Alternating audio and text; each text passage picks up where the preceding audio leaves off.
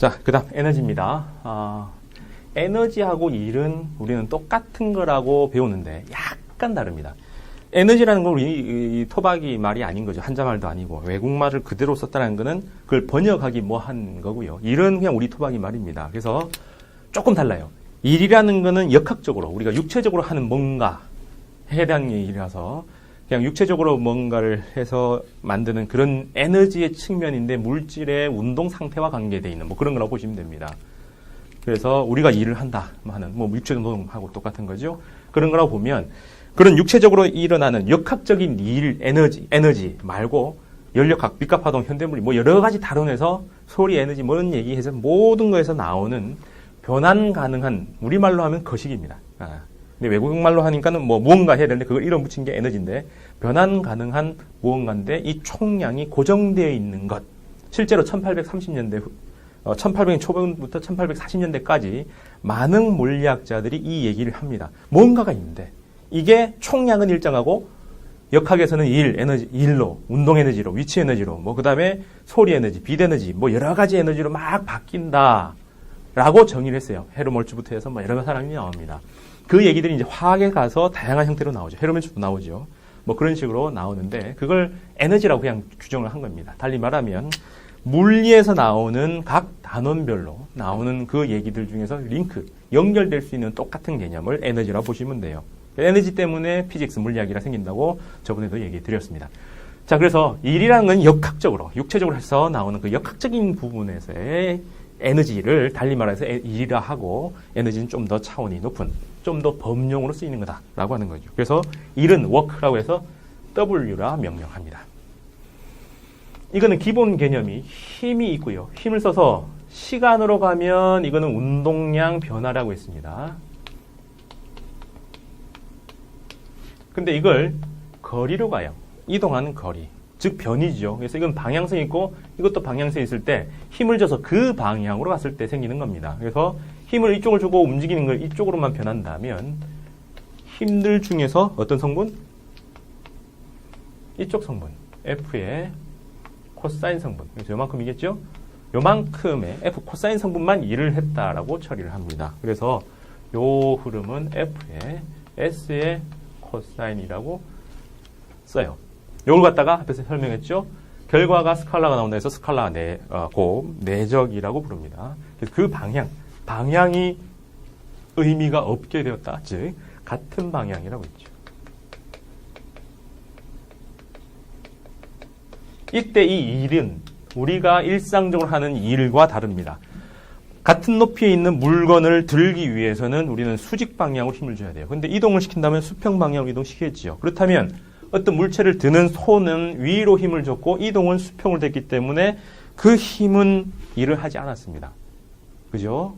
근데 우리는 같은 높이에 있지만 물건을 가지고 저쪽 옮겼다면 일을 했다고 하죠. 우리가 아는 일이라는 것은 기본적으로 내 근육에 내장되어 있는 생물로 얘기하면 ATP가 ADP로 바뀌는 젖산이 누적된 정도로 표현을 할 겁니다. 그 젖산을 다시 ATP로 돌릴 때 필요한 에너지와 휴식 시간 이런 것들을 가지고 얘기를 하는 거고 느낌으로는 그냥 온몸이 근육이 뻑뻑해질 때 일 좀 했다. 그죠? 머리를 썼다가 여러분들 공부했다도 전부 다 어깨 뻑뻑함으로 얘기를 합니다.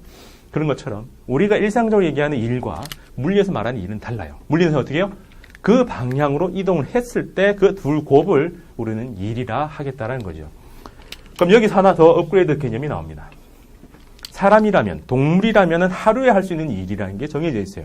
한 번 휴식할 때까지 그 사이에 할 수 있는 일, 맥시멈이 있습니다.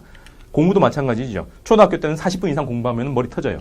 그 다음에 중학교 45분, 고등학교 50분. 그죠? 늘어납니다. 근데 대학교 되면 다시 30분을 줄여요. 1시간 반 수업을 하는데 선생님이 수업하는 거고 대학생들은 30분 하다가 졸다가 다시 혼자 깨서 수업 듣고 나오는 게 1시간 반이죠. 그래서 1시간 반 하면 안 된다 해서 요즘은 75분인데 그때도 너무 깁니다. 여튼 그 시간 제한이 있어요. 그래서 그냥 일만 하면 되는데 1840년대 즈음에 영국에서 증기기관이 만들어지죠. 그러면서 무생물 동력원이 생깁니다. 생물이 아닌 놈이죠. 그건 뭐예요? 그냥 스위치 딱 넣어놓으면 계속 움직여요. 에너지가 끝날 때까지.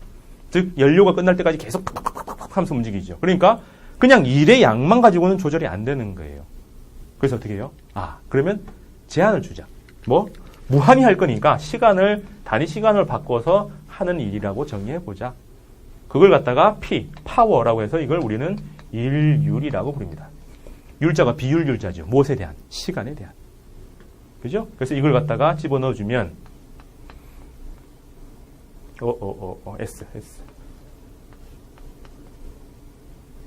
S 에이씨 우기려고 했는데 안 되겠네. S라고 주장하려고 했더만. 이거는 개념상입니다. 이렇게 해가지고 이거 먼저 결합을 시켜주면은 이렇게도 되죠. 당연히 시간이 아주 짧을 때 이렇게 바뀝니다. 그래서 이걸 순간일 때만 이렇게 가고, 순간이 아니고 적당한 구간일 때는 그냥 평균이라는 말을 붙입니다. 그죠? 그래서 시간이 짧을 때 개념상 FV 해도 된다. 그래서 요거는 이동안 그리는 거리인데 1초 동안이죠. 그래서 아주 짧은 순간에서의 일률 구할 때는 그냥 FV 하면 되고요. 일단 원래는 이렇게 구해놓고 나누어야 됩니다. 이 값하고 이 값하고 다를 때가 있습니다. 그때는 뭐예요? 시간이 적당히 길 때는 두 개 달라요. 순간과 평균은 다른 얘기니까. 자, 뭐 이렇게 넘어가죠. 그럼 이걸 갖다가 우리는 단위를 줄, 제임스 와트 이전에 그 줄, 에너지 보죠. 이거는 제임스 와트에 의해서 이제 와트라고 표현을 하죠. 되겠습니까?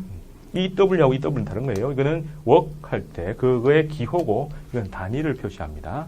그래서 일률, 파워. 그래서 실제로 우리가 전기 기계, TV건 이런 오디오건 전원을 넣는다라고 하는 우리 말을 영어로 뭐라고 그래요? 파워온 하죠. 그죠? 그래서 그럼 우리는 전원을 넣는다 했고, 영어에서는 파워이기 때문에 완전 즉자적인 반응이 아닙니다. 만약에 파워온을 직역하면 뭐라고 해요? 일률 온. 인류를 공급하기 시작한다. 그래서 만화책에서 그 변신 로봇들이 이제 파워업 하면서 뿅 변하지요. 그럼 파워업을 우리말로 뭐냐면 인류 증가 하면서 이렇게 나가야 된다라는 얘기죠. 되겠습니까?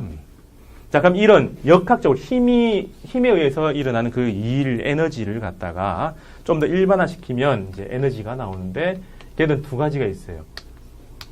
운동을 하기 때문에 그때 저장되는 에너지하고 외부에서 작용하는 힘에 의해서 저장된 에너지, 두 가지가 있습니다. 그래서 이걸 갖다가 우리는 위치 에너지라고도 하는데요. 잠재되어 있는 이라고 해서 포텐셜이라고 얘기합니다.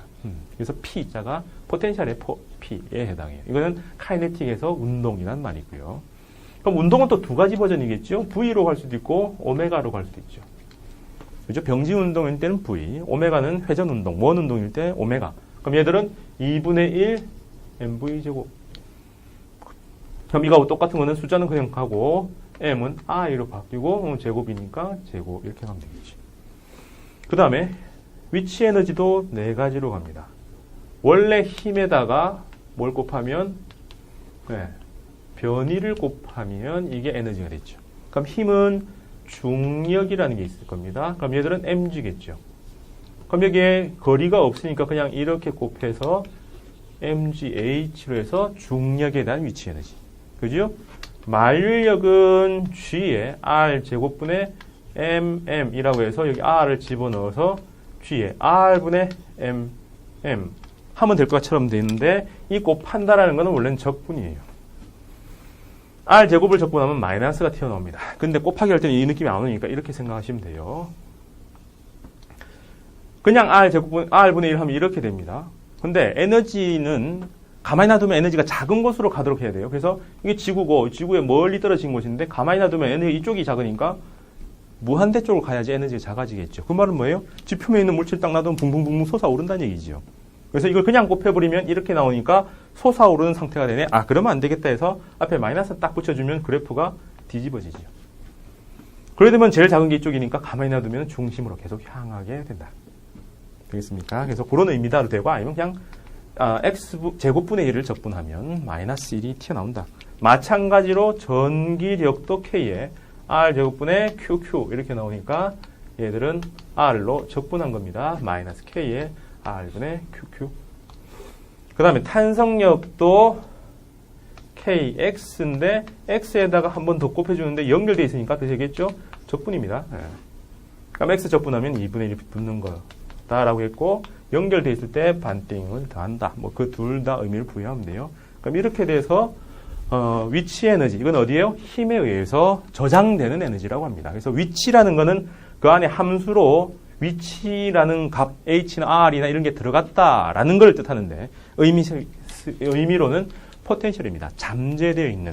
즉, 이 물체를 여기다만 넣어주면 지구하고 서로 주고받는 중력에 의해서 에너지가 저장돼요. 얼마나? 놓으면 이 바닥에 왔을 때 그만큼이 환원돼서 나오는 겁니다. 얘들은 보존되는 에너지에 해당해요. 그래서 이러한 힘을 통칭해서 에너지 보존되는 건데 그 힘을 갖다가 이제 보존력이라고 부르겠죠. 그래서 힘과 운동을 따지는 게 역학의 기본인데 힘 따져서 얘들이 있으면 에너지도 되겠네라고 한 번 더 생각한다는 겁니다. 그러면 이런 힘 말고 비보존력이 있을 거예요. 즉 에너지가 보존되지 않는 것 딱 두 가지가 있어요. 뭐요? 네, 마찰력. 그 중에서도 마찰력은 몇 개가 있습니까? 3개가 있었죠. 정지 마찰력, 최대 정지 마찰력, 운동 마찰력. 그 중에서 뭐요? 네, 운동 마찰력. 정지 마찰력은 움직이질 않았기 때문에 에너지 손실이 없어요. 그래서 운동을 할 때 작용하는 운동 마찰력이 에너지를 없애줍니다. 그래서 운동 마찰력이 작용한다 하면 에너지 보존 못 씁니다. 또 하나, 공기 저항력. 얘도 움직이는 걸 거부하기도 막으려고 저항력이 작용하니까 걔들도 에너지 보존을 못 써요. 근데 공기 저항력은 힘 값도 V제곱인지 V인지 알 수가 없죠. 근데 운동 마찰력은 항상 일정하게 작용합니다. 일정한 힘의 거리 나오면은 사라진 에너지가 나와요. 그래서 최소 공기 저항만 없으면 웬만한 에너지 보존 쓸 수가 있어요. 운동 마찰력에 의해서 손실된 에너지를 쓰면 되니까 이 2개만 없으면 그냥 총량은 보존된다라고 합니다. 그래서 얘 더하기